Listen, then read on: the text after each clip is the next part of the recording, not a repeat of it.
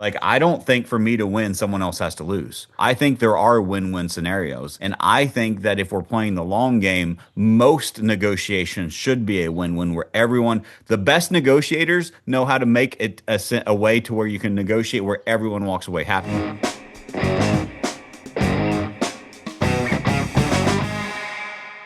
Welcome back to another episode of All or Nothing in Real Estate. I'm your host, Matt Smith, the founder of All or Nothing in Real Estate. As a reminder, this podcast is a movement to give back to this amazing industry that has given so much to me and my family.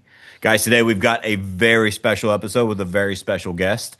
One of my good friends, also a coaching client of mine. I've gotten to know him over the years. Amazing human, amazing operator. And I know you guys will get value from this episode today. So, welcome to the show, Will Tompkins. Glad to have you here. Hey, thank you. Yeah, I'm excited to be here. Yes, sir. I'm excited. It's an honor that you're taking some time out of your busy day to be here. So I appreciate you contributing to the audience. Absolutely. Yeah. Love to give back. And I know we do that in our community, and maybe we'll talk a bit more about that in a team and some of the changes that we've made over the years. So yeah, excited. Love it. Love it. Well, let's start. Let's start with who is Will Tompkins? A little bit about yourself, a little about your team and your journey so far. Yeah. So Will Tompkins, we have it's a husband and wife team, and we started our team probably about 3.5 years ago. I've been in real estate for right around 20 years. I've been an individual agent. I've been on a team myself, and then when I met my wife, she was actually on a team, and we ended up leaving the teams, starting our own thing. We actually wasn't planning to start a team, but we have a good reputation in our area. We've had a lot of agents reaching out, said, hey, if you guys ever decide to hire an agent, we'd love to come over. So that kind of started the whole team process for us. I had no idea what I was doing except for the experience of being on a team. And so a lot of learning lessons from there. And so it's been fun. It's been exciting. But I love where we're at right now and the contribution we're able to give back, because that's one of my big things. When we started doing the team, I wanted to give back. I've got, like I said, 20 years experience, and I don't want to die with all this knowledge. I want to share it and help other people. I love that, man. I love that.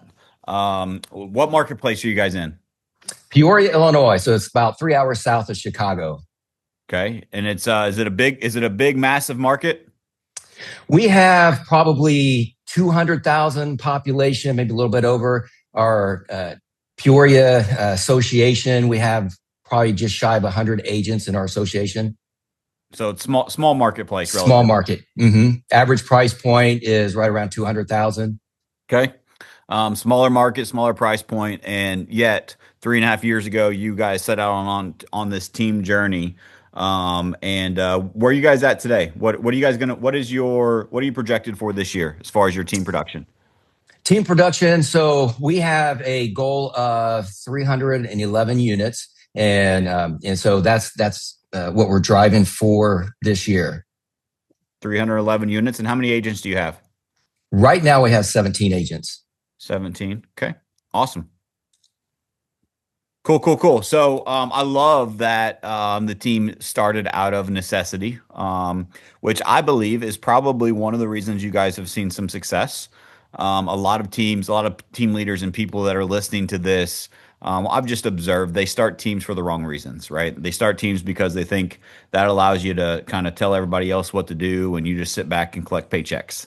And that's just not the truth. If you listen to this show at all, you know that's not the real world. And so I love what you said is that when you started the team, it was just kind of like a husband and wife thing. And then people reached out and said, hey, I've always respected what you guys do. If you start a team, I'd love to come work for you. So can you kind of unpack a little bit about that? What have you done in the marketplace for reputation? And I think a lot of teams and team leaders would love to get more of that in their business. So what did you do well, and what are you continuing to do well to attract more agents to your organization? Yeah, so one of the things that I teach on a lot is communication. And so one of the things it's been a challenge for me to learn over the years myself, and a lot of learning lessons there, hard learning lessons, but initially learning to communicate better with my clients, then learning to communicate better with the agents. Now I look at every transaction, everybody involved is my client. And so I am constantly working with, whether it's the lender, title company, the other agent, looking for that I say win-win. We have a common goal, and so I'm always trying to facilitate, making that happen.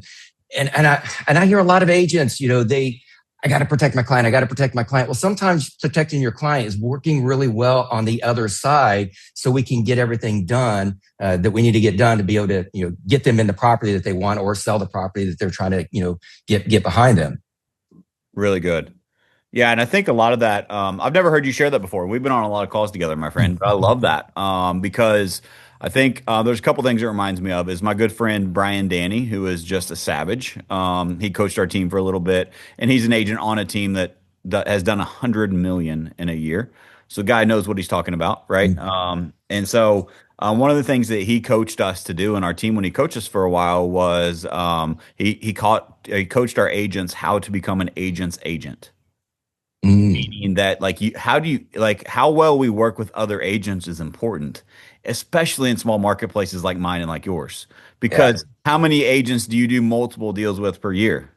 Right, Yep. it's a lot of Yeah. them because it's just a small marketplace. And so and I think too, one of the things I wrote down when you shared that is I think a lot of people have the mindset of into negotiations I have to win, and if for me to win that means someone else has to lose. And I don't Yes. think that's the truth. Like, I don't think for me to win, someone else has to lose. I think there are win-win scenarios. And I think that if we're playing the long game, most negotiations should be a win-win where the best negotiators know how to make it a way to where you can negotiate where everyone walks away happy.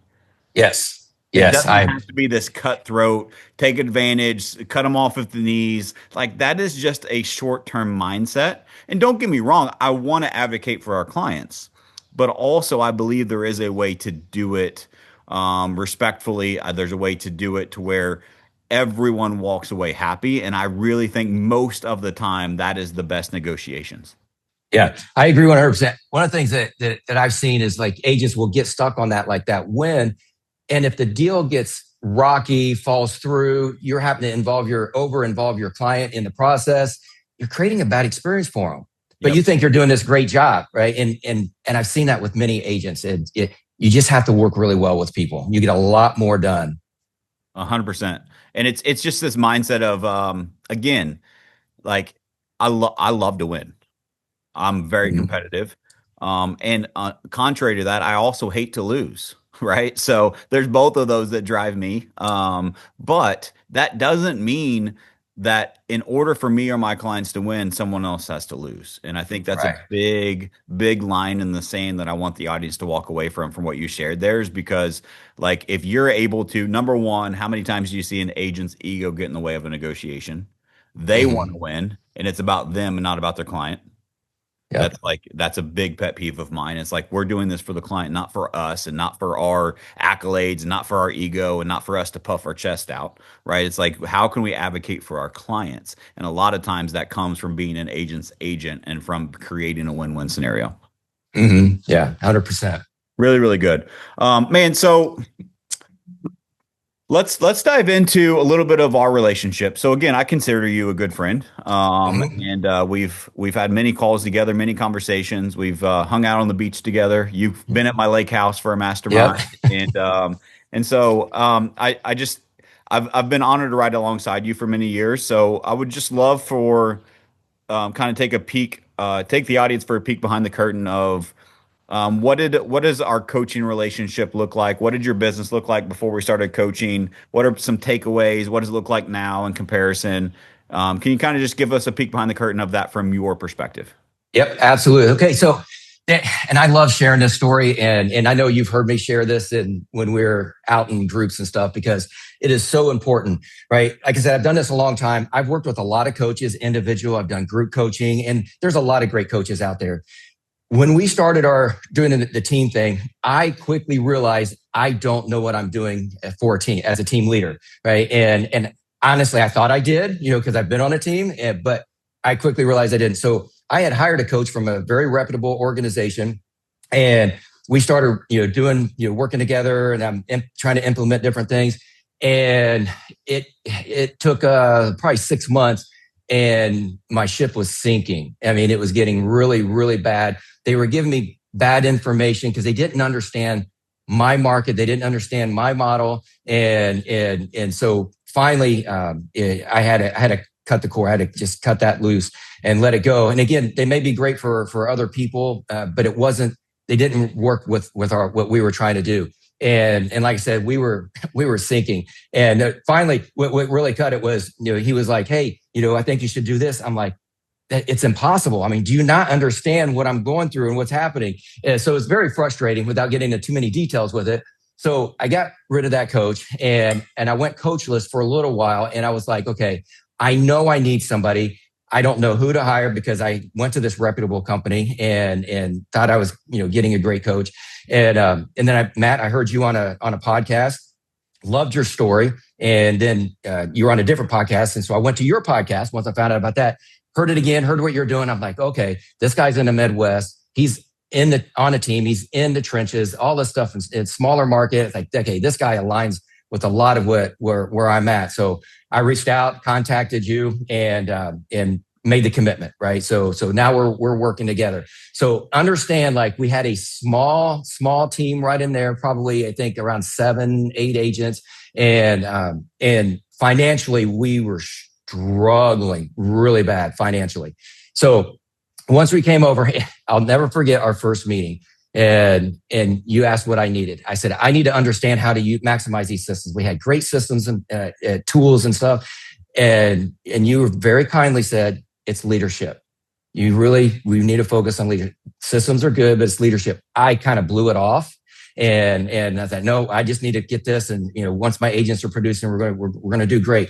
So over that period of time, meeting over and over again, I finally understood, and it didn't happen overnight. It is all about leadership. Absolutely. Anything on my team that I'm struggling with today, having any problems with, the first place I have to come back to is, where's my leadership lacking? It's 100% me. And so, again, about eight agents we had on the team at that time. Financially, we were struggling really bad. And I had this vision, so I didn't want to let it go. And so I wanted to keep it going. Today, we have 17 agents on our team. One of the things you kept reassuring to me was, hey, you're in the messy middle. You're in the messy middle. And I'd have started to hear other team leaders talk about that messy middle and how challenging that can be. So I was patient, kept working through it, working on developing my leadership and the team. So I have to share some numbers with you. So I've been really excited about this. So we started working together towards the end of 2023. So I'm not going to count 2023 because that was just as tail end of it. 2024, we started working together. So I'm learning all the process and everything. So in 2024, we sold, or 2025, excuse me, sold 259 units, right? We had a little over 46 million in volume, GCI, 1.44 million GCI. Okay. So during that year, we also cut our lead spend down by 44%. Our first quarter this year. All right. So now I'm implementing, everything that you've been teaching me, and I'm still learning. First quarter this year, units were up 60% in units compared to last year. Then GCI, like we talk about financially, right? We want to be in business to make money. I'm up 134% in GCI. Huge. This has been a huge game changer for me. And I couldn't have done it without you. And because I didn't know the tools, I didn't know how to utilize the tools. And I'm not talking just systems, I'm talking the leadership. And over and over and over again, now that I'm looking at our business, like, I was that typical team leader that complained all the time. My agents aren't making calls. My agents aren't coming to the office, and just getting so frustrated. But really, I didn't have standards. I wasn't holding to what standards I had. So you could say they weren't really standards. And so developing my leadership is what's caused these changes. I'm so excited this year. Like, we talked towards the end of this past year, and I was increasing our market. I wanted to do 10% increase. And I remember you sharing with me and said, "Well, I think that's too low." I'm like, 10% is a big number, and you said it was too low. And here we are looking at 60% in the first quarter. Right. Yeah. So, right. Yeah. So I've been really, really happy with everything. And even in my personal life, because of everything I've been learning, it's gotten better. Like I said, we have a husband and wife team. Obviously, we've had a lot of strain in our marriage because financially being bound and trying to make this thing work. But this has really helped with changing even our relationship at home, making things better. You've always said when two people own something, nobody owns it. So Yeah. that was one of the problems with my wife and I. Is like, who really owns something? We're both doing this, we're both doing that, and you've helped us get clarity on the different aspects of our business. Man, that's awesome. And honestly, I hadn't heard those numbers, and so that's awesome. And super proud of you and Hannah and what you guys have built. And I think it's really cool to see too in a small marketplace, all the limitations, all the reasons why you can't. Um, a team that did 259 units, which is a really high productive team. 259 units last year. Like you're in the, I don't know the exact numbers, but you're in like the single digit top percentage of teams in North America at that level. Mm, And then in this marketplace, with interest rates, still the struggles, everything that we still have, you had cut your lead spend by 44%. Your units are up 60%, and your GCI was up, is it 134%? Is that what you shared? 134%. Yeah. Yes. Man, that's wild. Very well done. And I appreciate you shouting me out, but man, you've done the work. And you showed up and you applied the things that you've learned. You've asked great questions. You've been a great student. And it's been an honor to ride alongside you. And I love seeing great people win. So, dude, super proud of you. Really well done. Yeah. Thank you. Thanks. What is man, that's huge numbers. Um 134% in GCI. That's insane.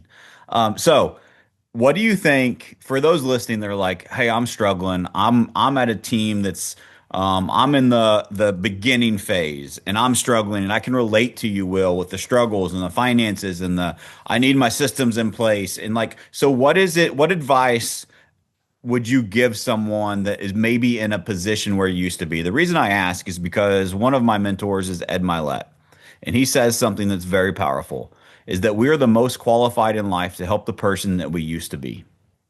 And I think you're in a very unique position, my friend, on this show today to share the version of you that you used to be when you started your team, maybe when we started coaching together, at whatever journey pops out to you, what advice would you give to yourself that would help you overcome it like you have? Yeah. So I think some of the things that's really developed in me is not being afraid of holding a line, right? That's probably one of the biggest thing. And sometimes you just have to let an agent go, and that can be hard. It's difficult. But you have to do that to keep the engine running. And so over the time that we've worked together, listening to like holding the line, what are your standards, and communicate. I've had to learn to communicate those at a high level with the team. And so I would say for anybody that's starting out, set those standards right away and Yeah. hold to them, and you will continue to develop and grow them as you're growing yourself. But wherever you're at, set those standards and don't be afraid to hold them, and don't be afraid, if you have to let an agent go, or if an agent needs to go. Where we're at now, actually, because of holding our standards, a lot of times the agents will self-select and just leave because it's Bingo. just not working for them, right? And I don't know. I see that as a compliment that I'm doing something right, right? And 1000%. That is called leadership, my friend. That is because you are so crystal clear on the values of the organization, the standards that you uphold. They realize that they are not a good fit for the organization, and they mm, self-select out. That doesn't make them wrong, by the way. right, That doesn't make you right. That just means that they're wrong for your team, and your team is wrong for them. And the quicker that they can self-select and make that decision, that's what I see, and that's something I see in common with teams that are winning, is their ability to articulate, and just like you said, communication with clients. Same thing in leadership language with agents, except for it's 10 times more difficult. And you have to, and clients are stubborn sometimes, but agents are really stubborn, right? yeah, And so it's communicating the same message in many different ways. And agents are also busy, right? Like I poke fun at agents, but I love agents, and they're also busy. They have so many moving parts, and it's just mm, having that leadership language of being able to clearly articulate your standards, hold the line in the standards, and then the right people will adhere to the standards and do the standard and start working the standard. And then those people see results. and the wrong people will self-select out and say this isn't for me. hmm Yeah. So The go ahead. Yes, I was going to say that one of the things like with that self selection is we've had, when we're working with agents, and I'm holding that line in the past, and I've heard you say this so many times, getting outscripted by your agents. That was me before. I would get outscripted so many times, and then but now once I hold the line, I have something I can refer back to. Right. And say, Yep. no, this is the standard. Where are you at? Did you do this? Are you doing that? We're all on the same playing field now, right? There's no excuses. Yep, 1,000%. And so someone's listening, and most people listening are probably, hopefully, you're repeat listeners as you're listening. We appreciate you. Most of you are. But maybe there's a first time listener, and they're like, what do you mean standards? What standards would you recommend that they start with? I would say conversations. We hear it over and over again. If you have leads in your database, and they're not following up with them, you are losing just a ton of money. And that was one of the things that we ran into in the past. And agents, like we do buy leads, and agents would claim a lead and then never follow up. Yeah. And we're just seeing all this go by. So I'd say conversations is definitely one of the foundational ones. We have like our core values, which we've developed over time, and collaboration. Like that's another key one. Like if agents aren't willing to help each other out, look out for each other, you're not the right fit here. And in sales, a lot of times it can be so competitive. And I've been in arenas where agents are even on the same team, very secretive. They don't want to share anything. They don't want to share too much of their own knowledge. They're scripting because they don't want their fellow agent to take anything that they've got. I've seen all of that. But for our team, I mean, we are so open. We are so open and sharing, and everybody feels valued by that, and it inspires them to do more. And then the newer agents want to start giving back. And it's amazing. Like we'll have agents that's just been on the team for a month, 2 months. They don't know very much yet. But when somebody else asks a question and they're jumping in and they're wanting to answer that because they've received that. So they're giving, it's a way they can give back. Dude, so good. So there's a couple things I want to unpack and go deeper and unpack Will's brain. So you mentioned getting, let me work backwards. So collaboration was the last thing that you talked about. So one of the things that I've seen in your organization, just from my perspective, is it fair to say that the overall culture of your environment used to be kind of very scarcity mindset? Yes, And now we absolutely. have converted that, you have converted that into a mindset of abundance, Yes. meaning that one of my quotes, I'm a quotes guy. Will, you know this, right? And one of Yeah. the quotes that I wrote down when you said that is someone else having less never gives me more. hmm Someone else having less never gives me more. And so many agents are and it comes from so many places, right? And so like I'm not no judgment in saying this. If you're an agent that has struggled with this, hell, I've struggled with this. Um, I think it just makes you human. But I think sometimes we look at other people and we start judging. And we're like, I want what they have. That's not fair. Well, let me help you. Life's not fair. Number one, get over it. hmm Right. And number two, a lot of times what someone else has or what we don't have and we want that someone else has, a lot of it has to do with us and not so much with them. And if we're able to hold up the mirror and look at ourselves and say, am I actually doing the activities, the behaviors, the habits, the routines, the rituals of someone that wants to achieve XYZ or ABC, then I will achieve it. But so many times we think that someone else having something makes it's not fair that they have it. And how come they get that and I don't? And it's just like this comparison game and this judgment game, especially you mentioned in sales environments. And it's like, I love an environment of competition, but it's friendly competition. Meaning that I want everyone, like I got killers in my team. I'm sure you do in yours. Yeah. Everybody wants to win, but the whole is bigger than the part, and we want to win by not taking from someone else because we realize when we win it helps everyone else around us. Yeah. And I think that mindset shift is so hard for a lot of teams and a lot of agents to go through. And what I heard you sharing there was this collaboration core value that you talked about is really key in making that happen because we have to think, how are we collaborating? Because you've experienced this in some of the coaching rooms, events, masterminds like that you've been to with me and on your own, right? You and Hannah both of these is that the what happens is we're in these small markets and we think that everyone thinks like us. But when we expand our environments and we get around other high performing individuals, we realize that these high level people aren't really competing with each other. They're collaborating. You see, Hmm. competition happens at the bottom with the bottom feeders. The people that are struggling, barely paying their bills, barely getting by, they think it's all competition. The people that are succeeding at the highest levels, they're focused on how can I collaborate, how can I give. And I think success leaves clues. And if you can start collaborating while you're at the bottom, you're on your way to the top. Yeah. Yep. I agree. Yeah. In those circles, like you talk about, it's amazing how when I talk to and some of these people, I'm gonna be honest with you, intimidate me. Like they're at such a high Sure. level, and I'm not even close to it. But I can ask them anything. They'll share. I mean, when you get into those circles, you talk about being in the right rooms. That's one thing we've been intentional about is getting in those right rooms. And these people will. They're so abundant mindset. Just Yep. absolutely. Yeah. And I wonder why they keep winning, right? Hmm. Now imagine if you're an agent that's listening to this that's on a team, have you truly been abundant?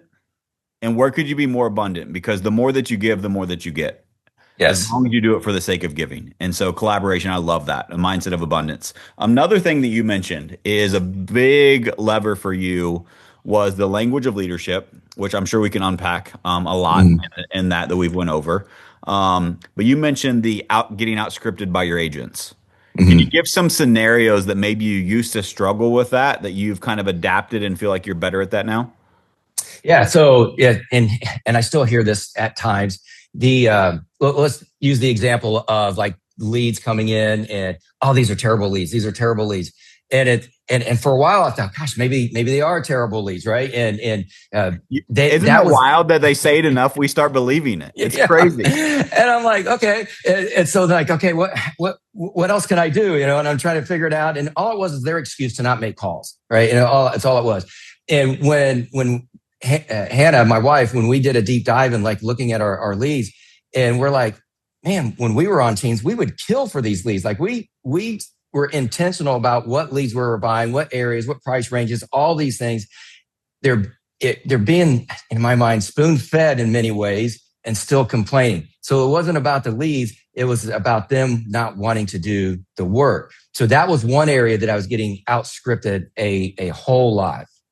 It took me Yeah. quite a while to get a grip on that one. And you feel like standards kind of have helped with that? Yes. Yep. Standards and communicating. Like I keep hear this the 7 equals 1, and that took me a long time to really get a grip on. But it is absolutely true. I will repeat things in meetings over and over again because I know the first time they hear it, it's like one ear to the other ear. There's really no connection. The second time, they're like, oh, okay, that sounds familiar. The third time, now they're starting to connect dots. And then fourth time, like, okay, this is how it goes. So they need to hear it over and over and over and over again for it to really sink in. So that is one skill that I have had to utilize over and over again. But in the beginning, I would just get frustrated. I already said this.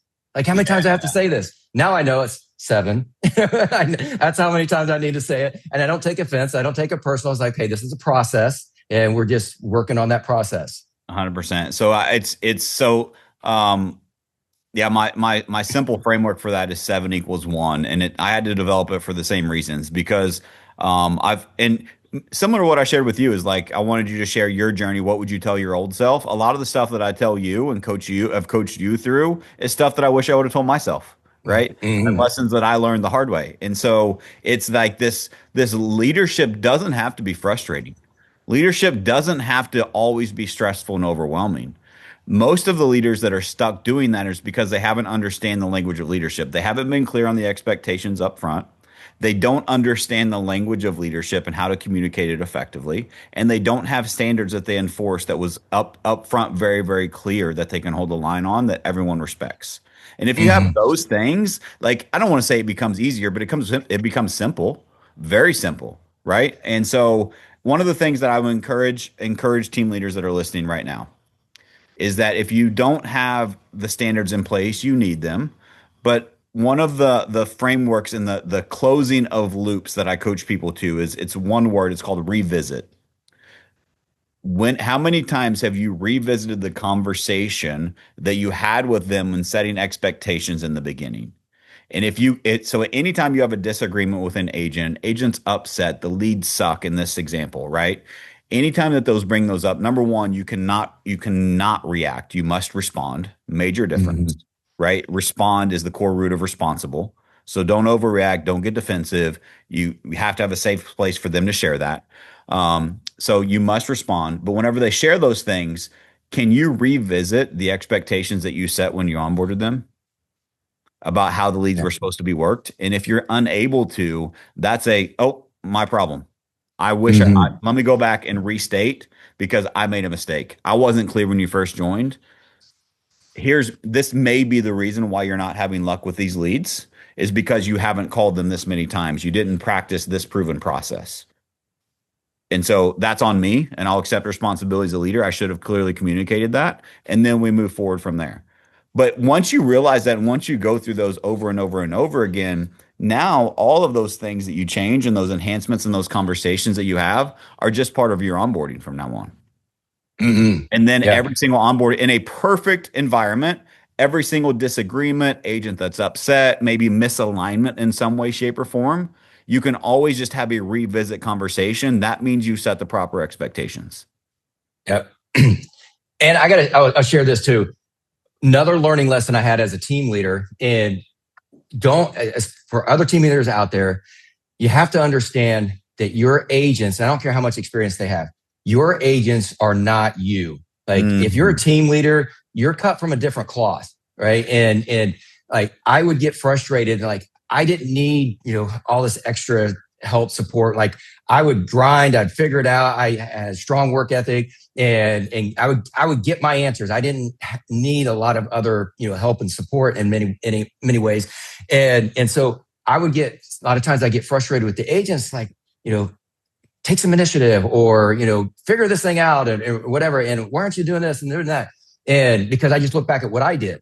Yep. And for them, it's different. You can't expect them to be like you. If they were like you, they probably wouldn't be on the team. They would be doing their own thing. And so you got to understand that, have some empathy and have patience with them. Really, really good. Really good point. 100% because I think so many times in that whenever you do like have those expectations, then it leads to judgment, which could lead to resentment. And just having Mm-hmm. resentment for your agents and judging them all the time is not a recipe for success. Ask me Yep. how I know. I've done that. I've Yeah. been there, done Same. that. Same. And so the 7 equals 1 is I would just encourage team leaders is like that's a really good principle. And I'm glad that you shared it. One of the things I tell team leaders all the time is that you think you're the CEO of your organization, and you're wrong. As a team leader, you are the CRO. You are the chief repeating officer. How many times can you say the same thing in a different way?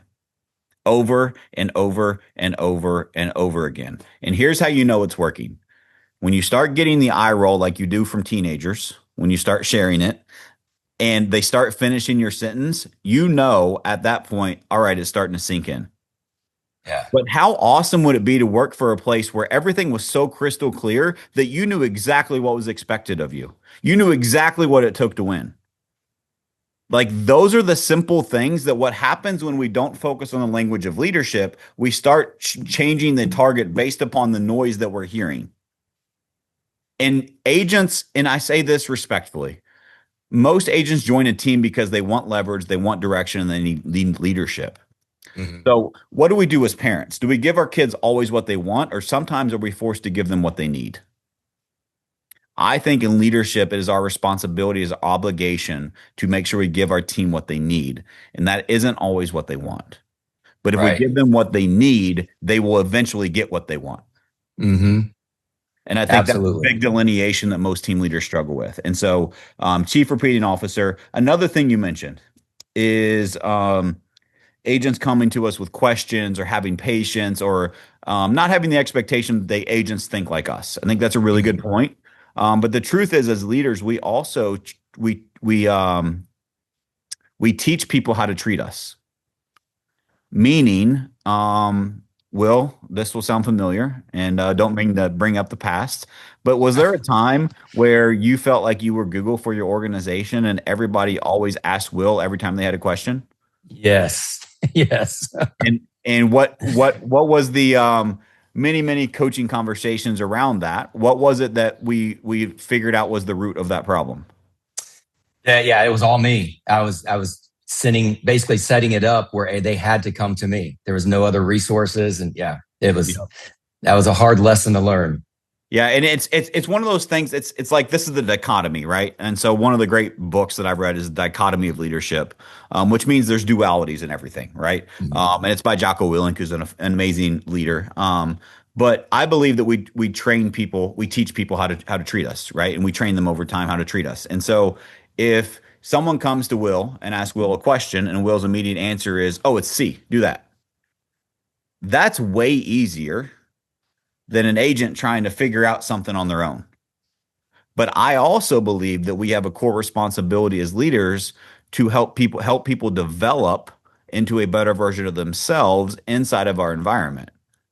And so one of the principles that I've I think you and I've went over, Will, but it's one of the things I coach consistently is the 1-3-1 principle, right? Mhm. And so when someone comes to us with a question, it's like number one is so it's one dash three dash one. So the one is a clearly identified problem is half solved. Leaders, you want to get some time back? You want to get some sanity back? When someone comes and asks a question, say, "Hey, Will, thank you so much for asking me that question. Thank you so much for coming to me, trusting me to answer this." I interrupt them with the 20-minute backstory that's unnecessary. Sorry, agents, I love you, but sometimes we don't need that, right? We don't need the drama. We don't need the attitude. We don't need the he said, she said. Start with the question mark and work backwards. What is the problem here? A clearly identified problem is half solved. So number one is clear identified problem. Number three, this is in a perfect world. They also bring three potential solutions. So the conversation looks like, "Hey, Will, thank you so much for bringing this. Let's start with the question mark. What is the actual problem? The problem is ABC. Awesome. What do you recommend we do?" Now, Will brings his own solutions to his own problems. In a perfect world, we have three. I'll settle for one if they really believe in it. And the last one is the one that they choose and why. And here's the trick: leaders, we got to put our ego to the side. This isn't about us being right. This isn't we are not more valuable if they have to come to us for answers. We become 10 times more valuable if our environment can facilitate the answers without us. That's a big mindset shift for a lot of leaders. And so, if we can teach them how to come up with those answers and we can teach them how to think for ourselves, now we are developing the humans in our organization. If they become better, everyone around them also becomes better. And also, you have this crazy thing called time back where you can continue to grow the business. Yes. And so 1-3-1 is a huge principle that I would highly encourage everyone just takes very seriously, because the best gift that you can give someone in your environment is not the answer. It's how to find the answer. You see, lack of resources are not a true problem in today's society. There are resources everywhere. The real problem is lack of resourcefulness. And so we have to teach people how to become resourceful inside of our environment. Spot on. And I had recently we had a team meeting going over that. Again, 7 = 1. So I want to keep repeating it. So we had a team meeting, and what I did is when we were talking about it, I was painting the big picture so they could see, why, because I'm doing this, handling that this way when they come to me with issues, and seeing how that would affect their client, their relationship with their client, I say, and with the other agents, super important, and what that does with their reputation and with the other agent, right? And once they can see that big picture, like, okay, this makes sense. Will, I appreciate you doing it that way. Yep. And now you're helping them learn how to make those decisions them for themselves without needing you to be there.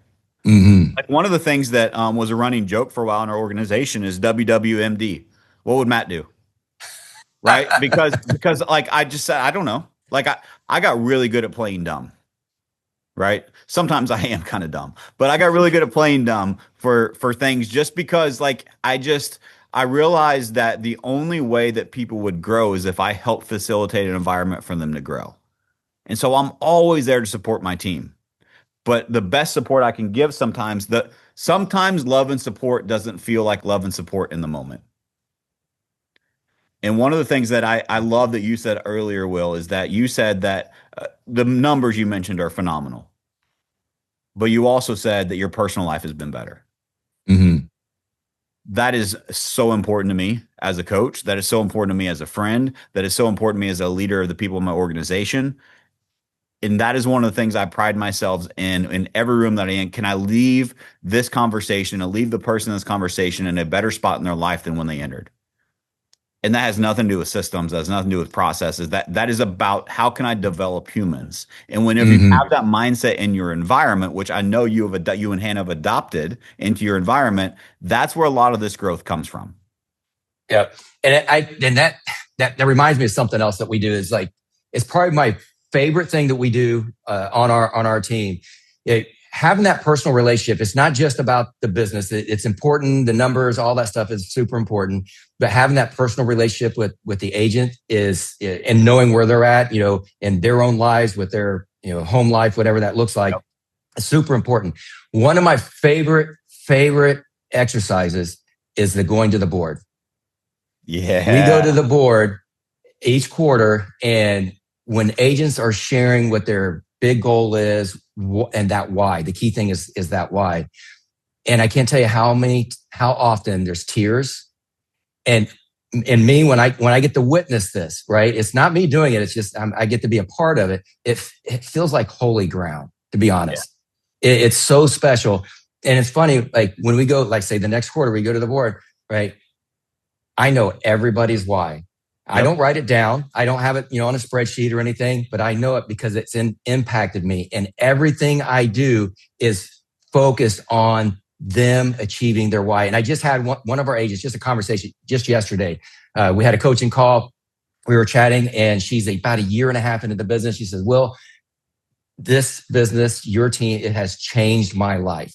When I first got into this, I told you I had X amount of money in medical debt. I wanted to get that paid off, and I wanted my kids to go to private school. I didn't know if I could do this or not, but that was my goal. She paid it off. Kids are in the private school. She just bought a new house. You get ready to pay off her cars. I mean, it's gone way beyond that, right? But it was an intentional effort focusing on their personal life, right? And how we're impacting them. It's not just the numbers, not what the team's getting. It's what are they getting? Absolutely, man. Just so well said. That's one of my favorite exercises as well. And I love that you guys are doing it at the level that you are because if you facilitate that exercise correctly, you will move the emotions of the human. And whenever you can connect with someone emotionally, that's where you can make a lifelong bond and you can actually get through to them and make a difference in their life. And Mm-hmm. man, hearing that those stories, like I get to hear those in my organization and it never gets old. Yeah. I I think that that is one of the things. Leadership is tough and leadership is challenging, and being a team leader, it carries a lot of stress and there's a lot of burden and there's a lot of things that come with it. A lot of blessings also, but the biggest blessing is moments like that and getting Yeah. breakthroughs in the lives of humans. And I call that better than money, right? Like I love Mm-hmm. money. I think everyone should have more money. There's a lot more to life than money also. But that's one of the good things, and those I call those the goosebump moments, right? That like Mm-hmm. just like your body fills with chills, and it's just like that you can tell you're having an impact or had an impact in someone's life. Yeah. Absolutely. And man, that also let's go the opposite of that. I Mm-hmm. also think that so many people struggle with this in leadership, and I don't know if you can relate or not, but many times when we focus on just business, so a lot of people will preach this work-life balance garbage, right? And they try to find the perfect balance. There is no balance. Like, tell me any successful person that has balance in their life. They have a Yeah. rhythm. They are Yes. intentional, but they find the rhythm based upon the season that they are in. It's not balance. Life is unbalanced by design. And so why fight against it? Just go with the rhythm and be intentional with your life. And I think so many times leaders struggle with like you having a one-on-one or a coaching session with your agent and you're focused on the business problems. The truth is, my friend, there are no business problems. There are only personal problems that show up in business. Mm-hmm. And so when people say I gotta have this barrier between personal and professional, it's like that's not leaders. That's not Yeah. leadership. Like you have to have depth of relationship with your people.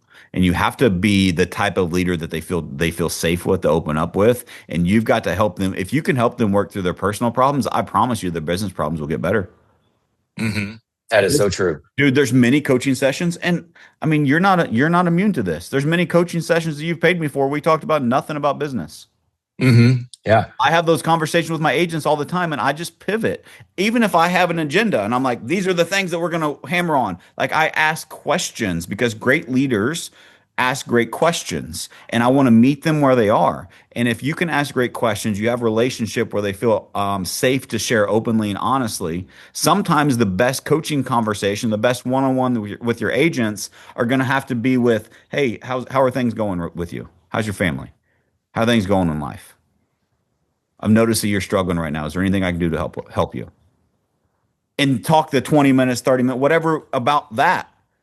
And don't throw business in at the end of it because that's not going to Mm-hmm. help.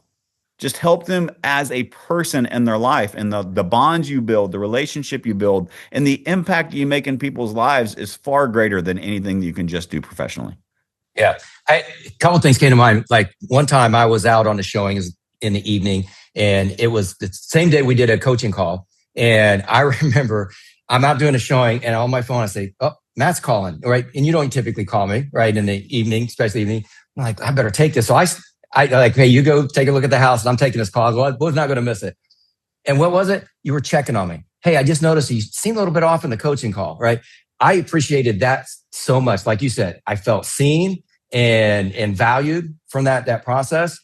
And another note, like, so that's my personal experience. And even on our team, like the agent I was talking about, her success, that particular agent, her and I have had multiple multiple heated conversations, disagreements. And there's been times like, yeah, you're right, I was seeing that wrong. There's times like, nope, I had to hold the line, right?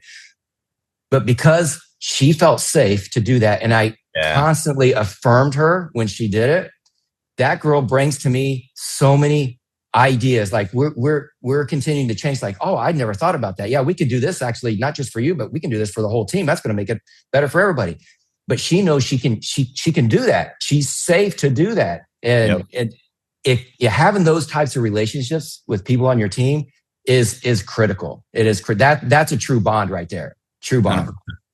100%. Having a safe environment is everything. And man, I love that you mentioned like just picking up the phone and calling. And I don't have like when I had called you, I don't have the perfect process for that. But what I do have is I have awareness, right? And I do this with my agents too. And I would encourage everyone to do this. Is if you just notice someone's off, they just don't show up as the version of themselves. Don't beat them up for it. Have empathy for it. Don't call it out in front of other people. Let some time go by and just call them on a person to person level. No business. Let me take my business hat off. As friend to friend, I noticed it looked like something was off. Are you okay? And those types of conversations, like, dude, that was probably a year ago. Mm-hmm. Yeah. And you still remember it. That's right. I remember exactly where I was at and surrounding everything. Yeah. Dude, we talked for what, 3 minutes? Yeah. And so as leaders, like what are the opportunities for us to do that to make a lasting impact for a lifetime and not just tell people we care, but show them. Mm-hmm. So good. Dude, anything else that you have top of mind? What else? Dude, amazing results. I'm going to go through these numbers again because it's wild. So this is a team in 2025, 259 units, 259 closings. They cut their lead spend by 44%, almost half. And in Q1, they're up 60% in units and 134% in GCI, which is money, the most Mm-hmm. important thing in business, right? And so, man, what's some advice, some overview, some things that you want to help the people maybe mirror some of the success that you've had? What do you attribute that success to? Yeah. So with that, we'll talk about like the cutting the lead spend. So like I said, when we first started working with him we financially we were in trouble. I did not want to cut the lead spend because I saw that as opportunity, having the leads, turning over transactions. I was scared to death. And you kept telling me over and over and over again, you're spending too much money on leads. You're spending too much money on leads. And so that was my crutch. And basically, and again, my lack of leadership I was relying on that to do what I couldn't do. And so once I got the belief and faith in myself, like, okay, I'm going to start cutting back. And at the same time, I'm like, I got to do what Matt's telling me to do. And I was, again, growing internally, becoming a better leader, making these cuts, and our agents showed up.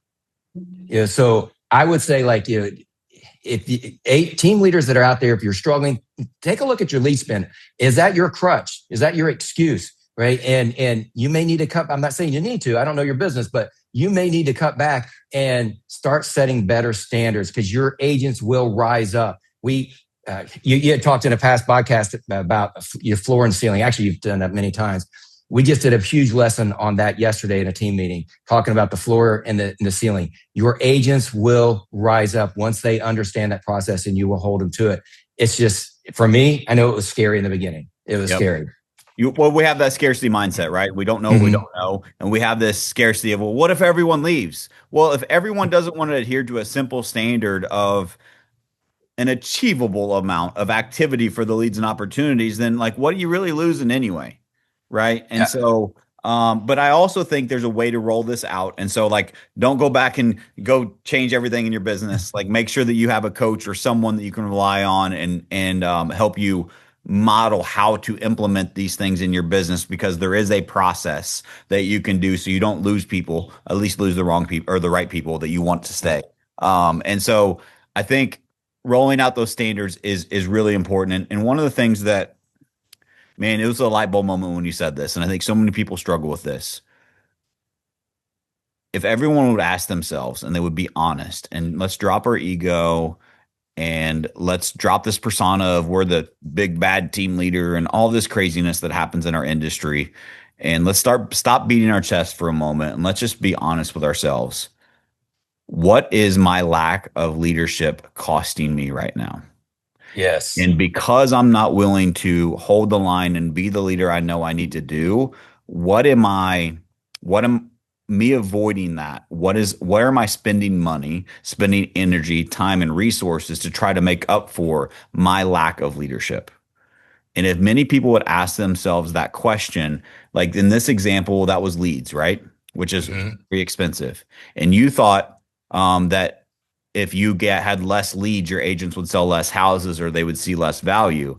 But what you've seen is not only have you cut your expenses, you've also increased the productivity of your agents while you're cutting your leads by 44%. It has everything to do with leadership. It has everything to do with enforcing the standards, because I have never, ever, ever seen more leads equal more sales. More leads do not equal more sales. That's what the sales reps want to sell you, because you're buying a product from them. The truth is, the conversion of the leads is where the money is made. And if the leads aren't being worked properly, that's why they're not having more sales. And so adding more leads to a system that isn't in place, no standards, no leadership, no leads being worked, is just going to add more chaos to an already chaotic business. Yep. And just like as leaders, we may be afraid to implement some of these structures, standards. Our agents are afraid too. Yes. Right. And so once you start putting that together for them and helping them, they're actually achieving their goals because they're following that system, and they're going to be happier in the long run. Yep. Initially, there's always a pain point with change. We know that, right? But once you implement that and help them through that process, their lives are changed and they're much happier. They will thank you for that. Yeah, so good, man.